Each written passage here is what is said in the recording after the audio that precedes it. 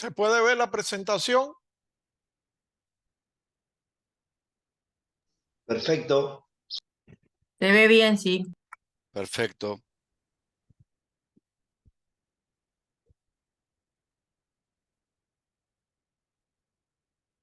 Bueno, como son las 5:01, vamos a dar inicio. Buenas tardes a todos los que están conectados y los que se van a conectar en breve. Hoy vamos a tratar de llegar al final de este primer módulo de nuestro curso. Quiere decir, vamos a tratar de hacer 2 charlas para abordar las situaciones de exposición planificada en lo que tiene que ver con la exposición del público y en lo que tiene que ver con la exposición médica, que es la charla que es más larga. Bueno, recordando un poco cómo hemos ido avanzando, pues en el estudio de la norma UIE 100, recordemos que vimos la estructura de la norma, las diferentes situaciones de exposición, las 3 situaciones de exposición. No, nos concentramos en las situaciones de exposición planificada porque son, digamos, las que más tienen que ver con el día a día del responsable de protección radiológica. Vimos los aspectos generales de la exposición planificada, vimos en la charla del lunes lo que tiene que ver con la exposición ocupacional y el día de hoy pretendemos ver lo que tiene que ver con la exposición del público y con la exposición médica. Entonces, el objetivo de esta primera charla será que ustedes se identifiquen con los aspectos que tienen que ver con la exposición del público dentro de las situaciones de exposición planificada y que están contenidos en la norma UIE 100. El contenido de la charla va a tener una breve introducción, vamos a ver algunas cuestiones generales y vamos a ver 5 aspectos que son básicos en la exposición del público: el control de visitantes, la exposición externa y la contaminación en las zonas de público, los desechos radioactivos y la descarga al medio ambiente, la vigilancia radiológica de zonas en el área del público y los productos de consumo, lo que la norma califica como productos de consumo.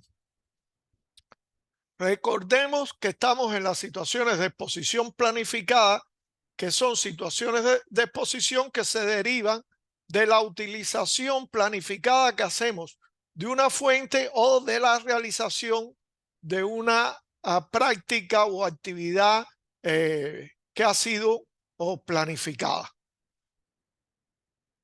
Dentro de esas situaciones de exposición, como ya decíamos, el lunes vimos lo que tenía que ver con la exposición ocupacional y ahora vamos a centrarnos en lo que tiene que ver con la exposición del público. Recordamos qué cosa es la exposición del público y según se define en la norma es la exposición sufrida por cualquier persona que no clasifica como trabajador ocupacionalmente expuesto o no se incluye dentro de la exposición médica. Cualquiera que no esté en esas 2 categorías, exposición médica o trabajador ocupacionalmente expuesto, será a los efectos de la norma público. Aunque, como hemos visto, a veces el público es un trabajador de la misma institución, pero que no tiene que ver ni con la exposición ocupacional ni con la exposición médica. En cuanto a la exposición del público, la norma deja claramente dicho que los representantes legales, cuando se trate de fuentes bajo su responsabilidad, deben establecer y aplicar y mantener políticas y procedimientos y disposiciones organizativas para garantizar que la exposición del público se realice atendiendo a los requisitos de esta norma.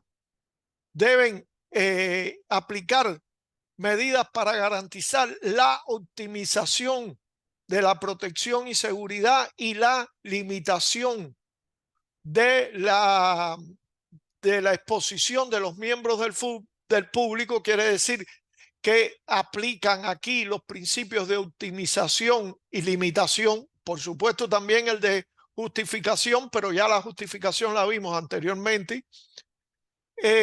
Son responsables también por implementar medidas para asegurar la seguridad de la fuente, y aquí se refiere básicamente a la seguridad física de las fuentes. Deben implementar previsiones de recursos adecuados y suficientes para garantizar la protección y seguridad del público, medidas y recursos que serán proporcionales a la magnitud y la probabilidad de que ocurran exposiciones. Ya esto lo hemos visto anteriormente. No es lo mismo una práctica como radioterapia, por ejemplo, que puede las personas del público resultar expuestas, o gammagrafía industrial, que también puede ser una práctica riesgosa en ese sentido, que una práctica, por ejemplo, de un medidor nuclear, donde en una industria instalado allá arriba en un tanque donde prácticamente no hay acceso a ningún miembro del público. Las previsiones tienen que ser diferentes. Es responsable también por implementar programas de capacitación adecuada al personal, para que el personal juegue su papel en cuanto a la previsión de la exposición del público. Vamos a requerir mucho el apoyo de los trabajadores ocupacionalmente expuestos para prevenir la exposición del público. Debe establecer previsiones de equipos de monitoreos adecuados y programas de vigilancia en las áreas de público, quiere decir, para garantizar la exposición del público, que sea suficientemente baja. Debe mantener registros adecuados de esa vigilancia y monitoreo. Esto es también muy importante en el sentido jurídico, ¿no? Para protegerse de cualquier reclamo que pueda existir respecto a la exposición del público. Digamos, un vecino que se encuentra cerca de una clínica de radioterapia, pues puede en algún momento hacer una demanda y decir que él se expone exageradamente debido a la práctica que se realiza en la clínica, y la clínica tendrá que poder demostrar con registros de que sus niveles de exposición son muy bajos. Y por supuesto tienen que también prever planes de emergencia para cuando algo se sale de control, lograr que la exposición del público sea lo más baja que pueda razonablemente alcanzarse. En este sentido, la autoridad reguladora establece determinadas restricciones de dosis y de riesgo que deben velarse en lo que respecta a la protección del público. En ese sentido, la autoridad reguladora es como el guardián también del público. Por eso, en ocasiones, miembros del público establecen quejas o establecen preguntas a la autoridad reguladora, y lo hacen muy bien, porque la autoridad reguladora debe jugar esa función. Y por supuesto, las restricciones de dosis que se establezcan estarán en dependencia de algunos aspectos técnicos que tienen que ver con la práctica en sí mismo que se realice.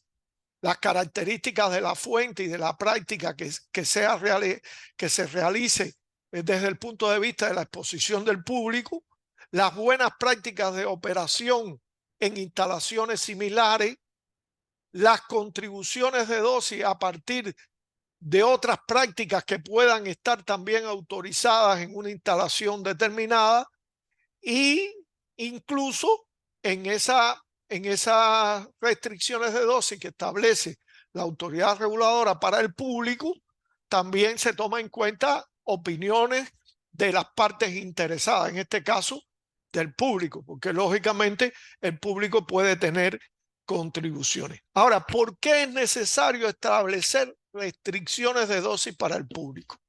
Bueno, la esencia está en que el público, como vemos aquí, un miembro del público puede estar expuesto a diferentes fuentes de radiación.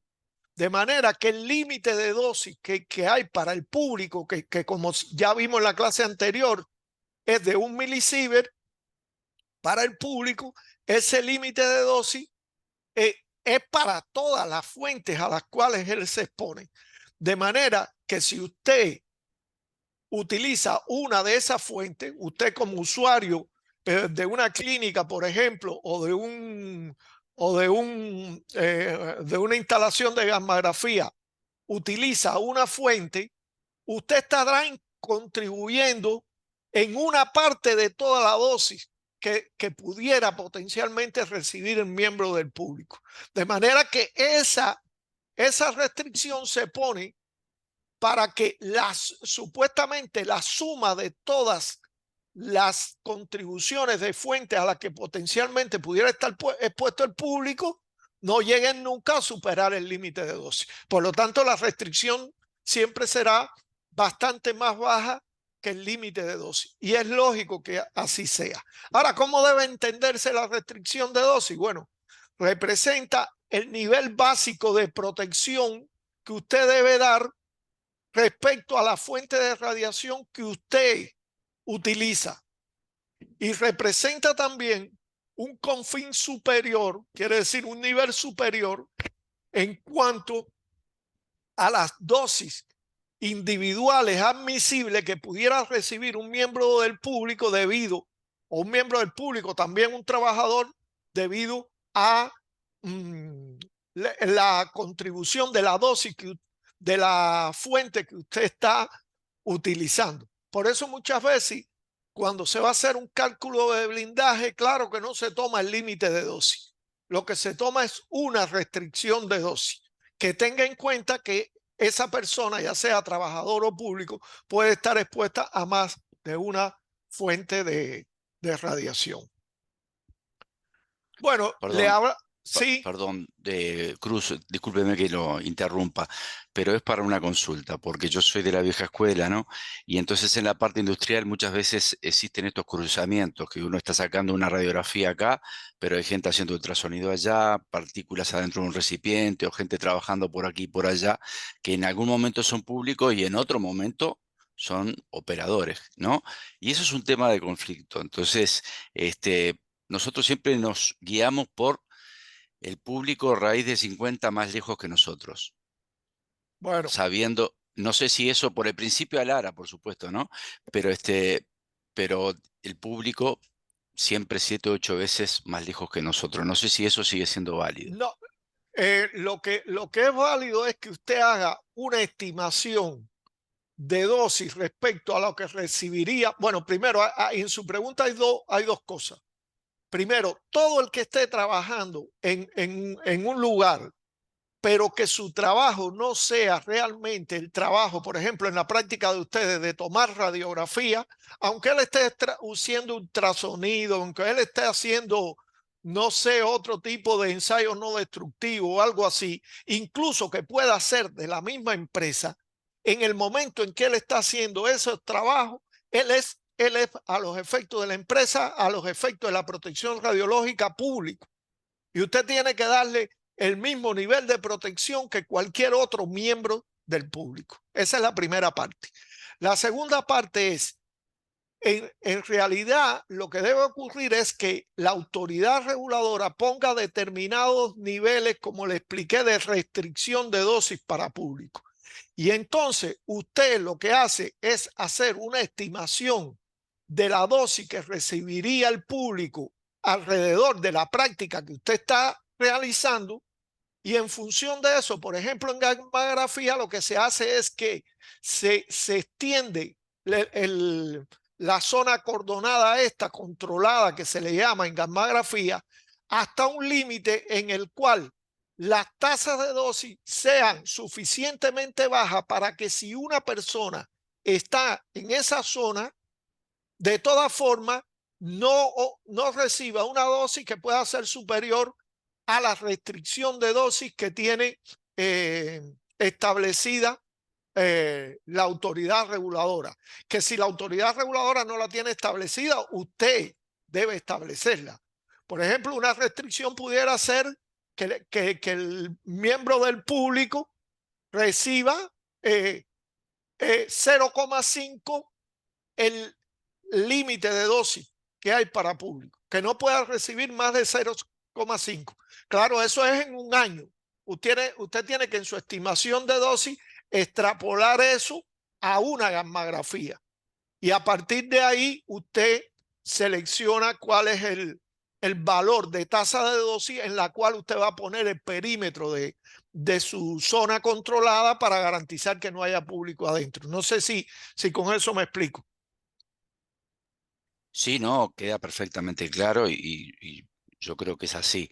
Y yo me guío por esas recomendaciones, pero a veces sucede, por ejemplo, en grandes obras, que no quiero ir a un caso en concreto, pero puede haber 4 o 5 equipos sacando gammagrafía en esa misma noche o durante todo el día y hay gente por todos lados y entonces las barreras, los límites, los movimientos son difíciles. Bueno, son difíciles y es de las cosas que más importante El controlar. desafío, Es un sí, desafío importante, porque fíjense, si hay dos brigadas o dos equipos sacando gammagrafía, el que está sacando gammagrafía en la zona A es público respecto al que está sacando eso mismo, gammagrafía en la zona B.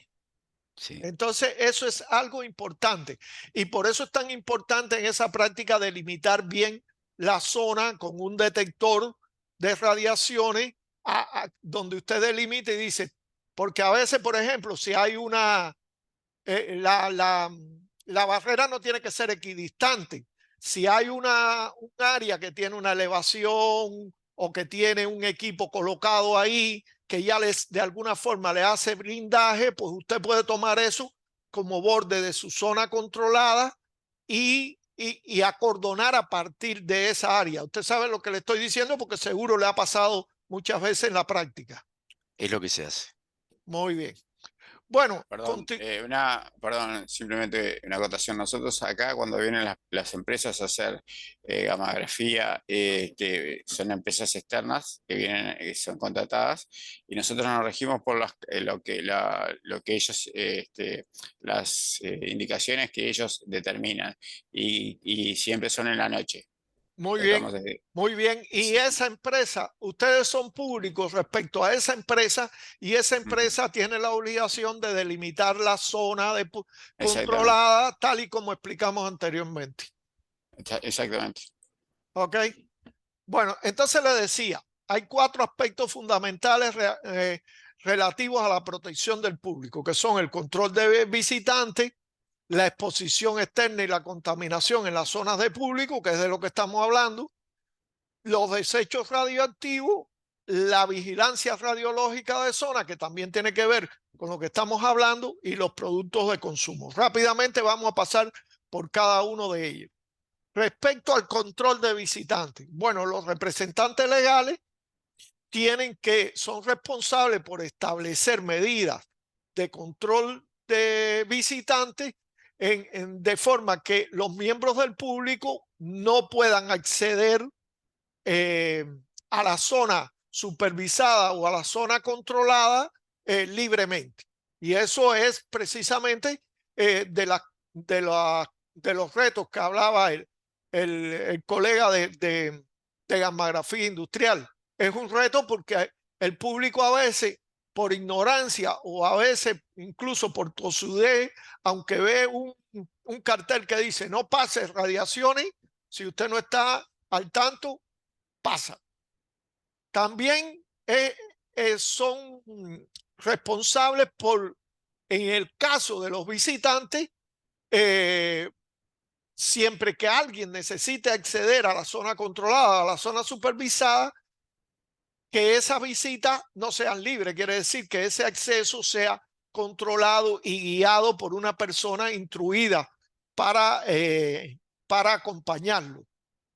Debe, por supuesto, también brindar información adecuada e instrucciones a los visitantes respecto, en el caso que tengan que acceder a la zona controlada o a la zona supervisada. Y lo más importante de todo, debe asegurar que se mantiene un control adecuado de entrada de visitantes a la zona controlada o a la zona supervisada por diferentes medios, desde la señalización hasta la colocación de un cierre electrónico con clave de acceso o con huella digital. Hay diferentes medidas de control para controlar el acceso. Muchas veces esas medidas se ven relacionadas solo con el hecho de la seguridad física. Quiere decir de que no se vayan a robar la fuente. No, esas medidas son también medidas para evitar que miembros del público se expongan innecesariamente a radiaciones ionizantes y eventualmente puedan superar determinados niveles. En cuanto a la exposición externa y a la contaminación, los representantes legales tienen que asegurar que si una fuente de radiación puede dar exposición externa a los miembros del público, como es el caso de gammagrafía, como es el caso de medicina nuclear, de radioterapia, incluso también de rayos X de diagnóstico, pues deben existir planos y dispositivos y equipos para argumentar a la autoridad reguladora de que los miembros del público están debidamente protegidos. Quiere decir, deben existir los blindajes adecuados y todo eso.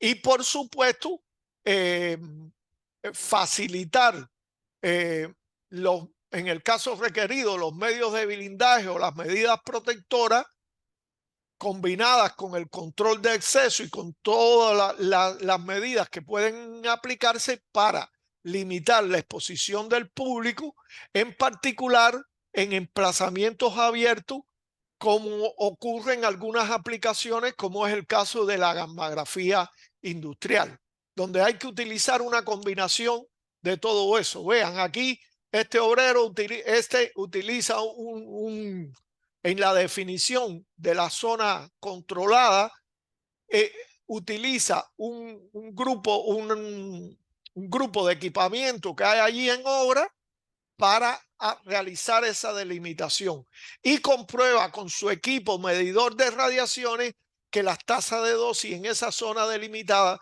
son suficientemente bajas para esta persona que está aquí, que es miembro del público, pueda mantenerse debidamente protegido. También los representantes legales son responsables por establecer disposiciones específicas para el control de la contaminación en el caso de prácticas que son susceptibles a generar contaminación fuera de la zona controlada y de la zona supervisada, y aplicar medidas protectoras para limitar la exposición que puede recibir un miembro del público debido a esa contaminación que eventualmente pudiera ocurrir. Digamos, por ejemplo, en medicina nuclear hay un derrame de un vial que tiene una dosis de yodo que se va a transportar a la zona donde se va a dar una dosis terapéutica, pues el representante legal es responsable de seleccionar las medidas de las medidas de confinamiento de esa área, las medidas de eliminación de esa contaminación, de manera que los miembros del público que no tienen que ver nada con la práctica no se pongan innecesariamente a situaciones de ese tipo. El otro aspecto importante es el tema de los desechos. En la exposición del público es un aspecto fundamental el tema de los desechos, y es uno de los grandes cuestionamientos de la sociedad en general. ¿Qué ocurre con los desechos radioactivos?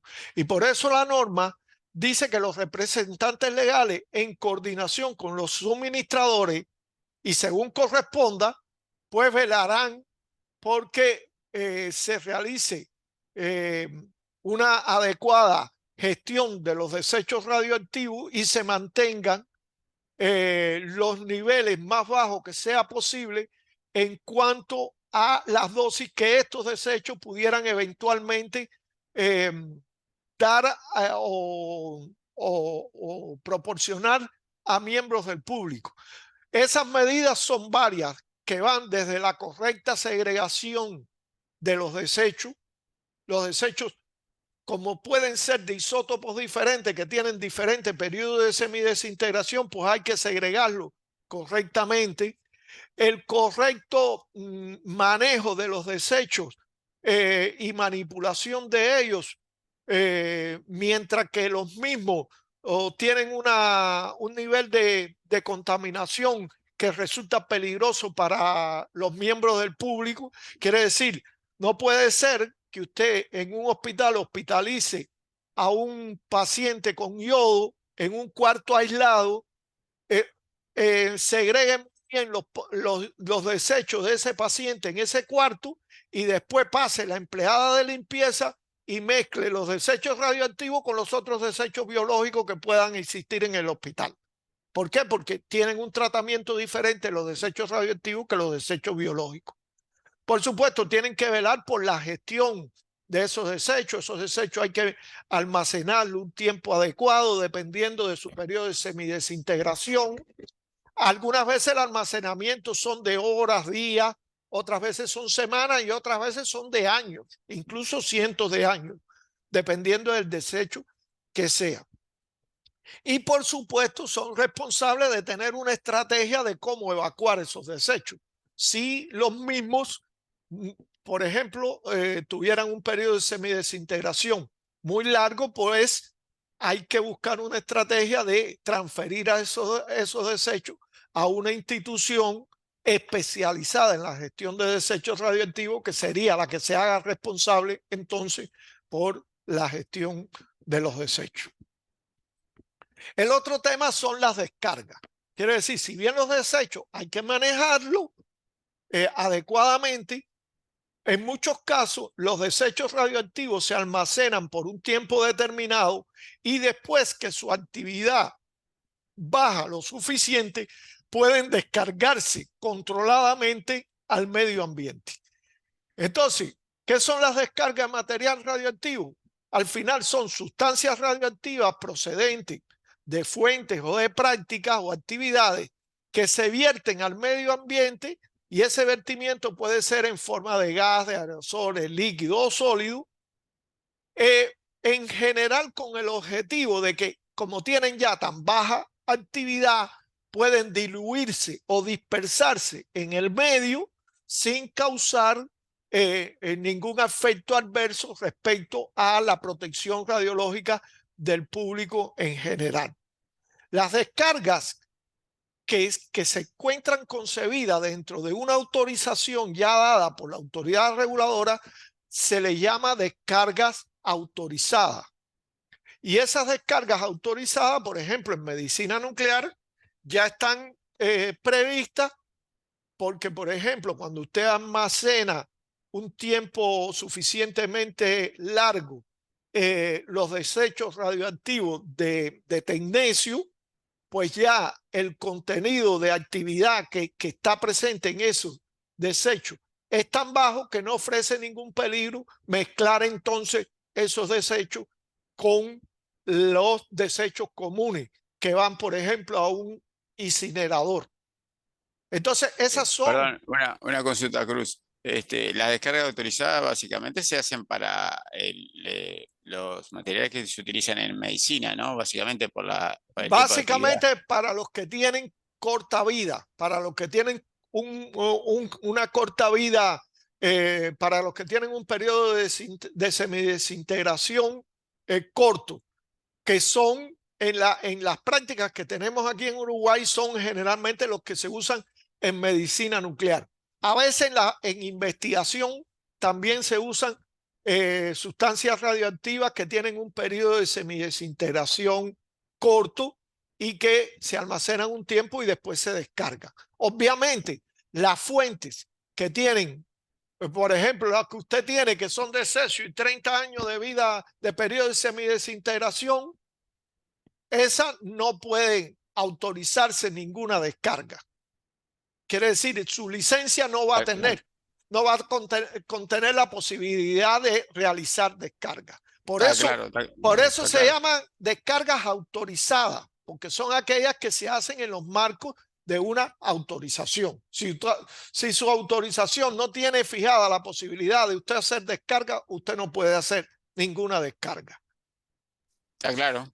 Ok, entonces, y respecto a las descargas, hay situaciones específicas donde, aunque usted no tenga una descarga autorizada como práctica habitual, usted puede tener ya almacenado de mucho tiempo sustancias radioactivas que están muy bien identificadas y que también son de periodo de semidesintegración relativamente corto, o que usted las lleva almacenadas muchísimos años, y se puede solicitar una descarga de la que se le llama descarga condicionada.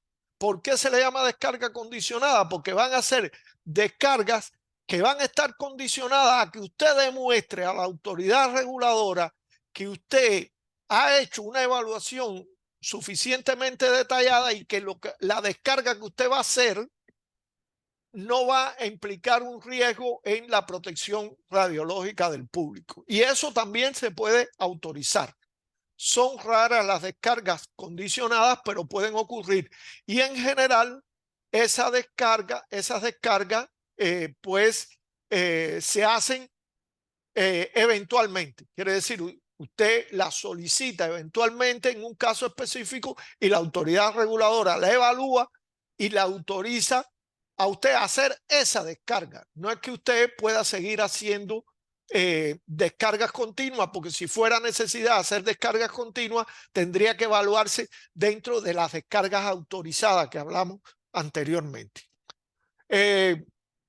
Por supuesto, todo este tema de las descargas tiene que examinarse periódicamente porque las normas pueden cambiar, la práctica puede cambiar y las descargas que en un momento pueden ser autorizadas, en otro determinado momento pudieran no ser autorizadas porque las condiciones en las cuales usted está descargando está impactando negativamente en la protección radiológica del público. El otro elemento que tendríamos que velar respecto a la protección radiológica del público es la vigilancia radiológica. Y lógico que habrá que establecer un programa de monitoreo para asegurar que la exposición del público es debidamente, es suficientemente baja como para no causar un impacto importante en cuanto a la dosis que recibe el público.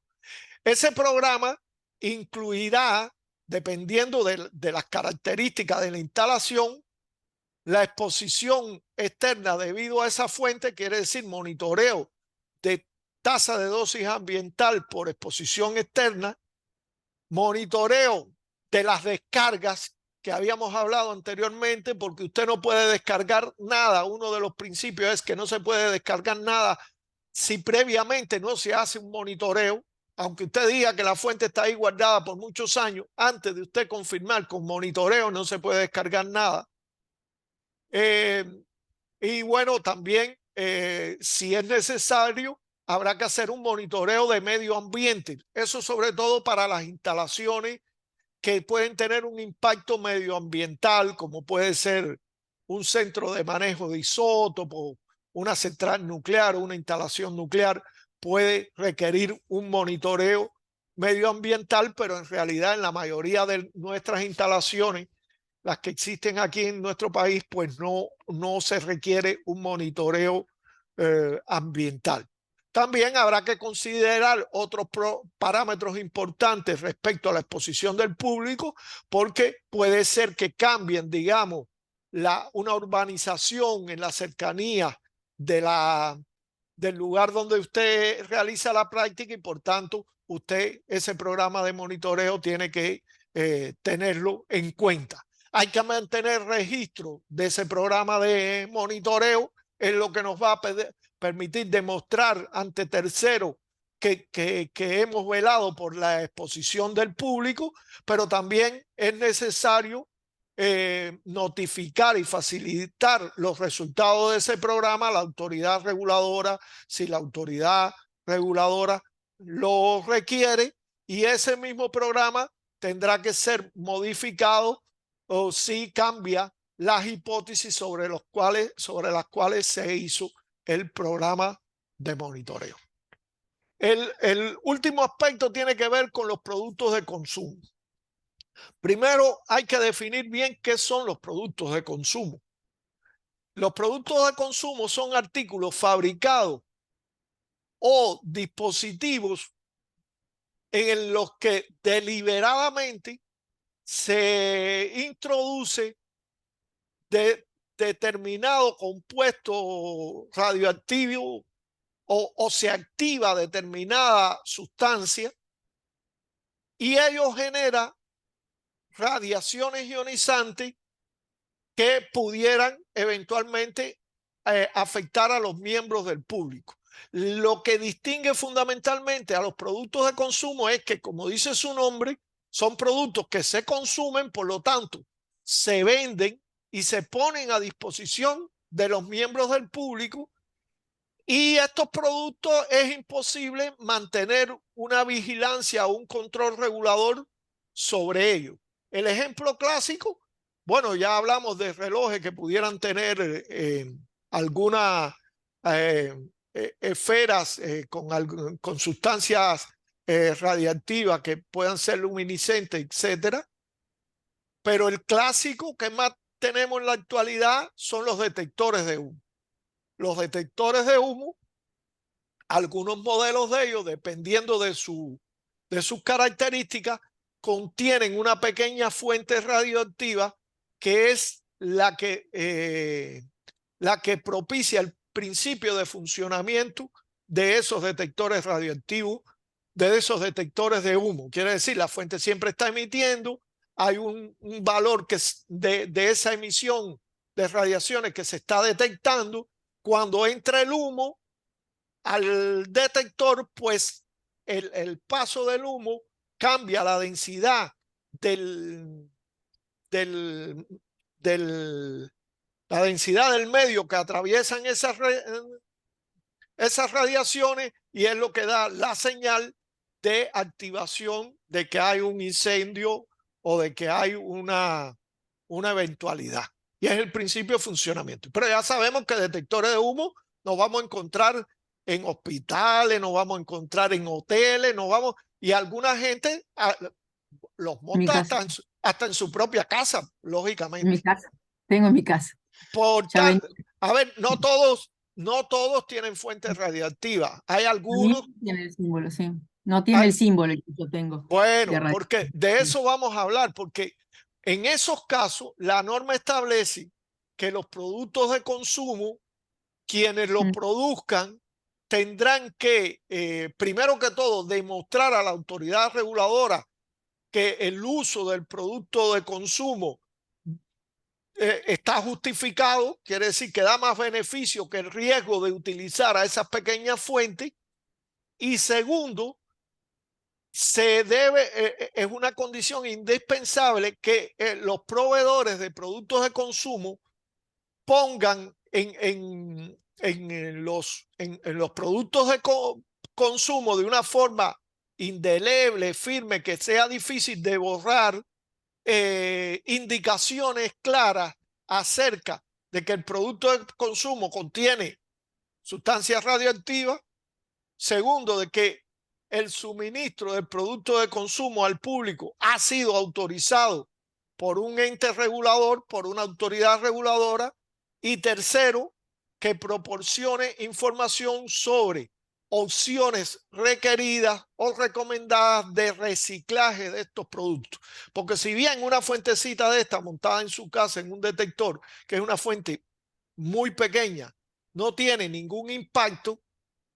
Han ocurrido incidentes bastante notorios, no porque dan mucha dosis, pero sí por el impacto en el público, que ha sido, por ejemplo, incineración de detectores defectuosos que contienen fuentes radioactivas, pero no incinerar un detector, porque al final si agarra un incendio en su casa, también el detector probablemente se pueda incinerar, sino la incineración de grandes cantidades de detectores. Empresas que han retirado los detectores y después lo han incinerado. Nosotros tuvimos un evento de ese tipo allá en el país hace muchos años, allá en Cuba, en mi país, y fue un verdadero dolor de cabeza encontrar todas las fuentecitas radiactivas ahí, almacenarlas adecuadamente y gestionarlas adecuadamente. Por lo tanto, es muy importante que cuando se usen este tipo de detectores se den esas recomendaciones en cuanto al reciclaje de los mismos. En realidad no son un problema grave, pero sí hay que prestar atención a ello. Bueno, como conclusiones de esta charla, como vemos, la norma contiene requisitos específicos que van dirigidos a la protección radiológica del público, a la exposición del público. Y esos requisitos hay que garantizarlos, sobre todo desde el mismo diseño de la situación de exposición planificada. Desde que usted solicita su autorización, usted tendrá que demostrar a la autoridad reguladora de que su práctica no va a alterar, digamos, significativamente la exposición que reciban los miembros del público. Después que hay un grupo de elementos fundamentales contenidos en la norma que tienen que ver con la exposición del público, si ven, excepto este de los productos de consumo, que es muy particular, los otros pudieran estar eventualmente presentes en cualquier otra instalación de la cual ustedes son responsables de protección radiológica. Control de visitantes, la exposición externa, los desechos radioactivos y la vigilancia radiológica de zonas en el área del público.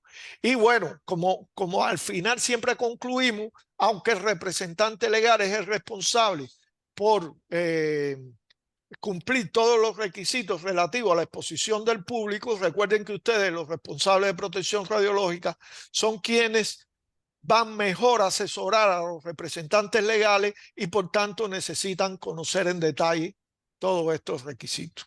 No sé si alguna pregunta respecto a esto. Yo quería hacer una pregunta. ¿En qué año fue la última vez que se actualizó la norma 100 y la 108? Porque yo creo que tengo una vieja, la mía es del 2005, creo que hay modificaciones posteriores, ¿no? Sí, sí, puede entrar a la página del MIEN. Está.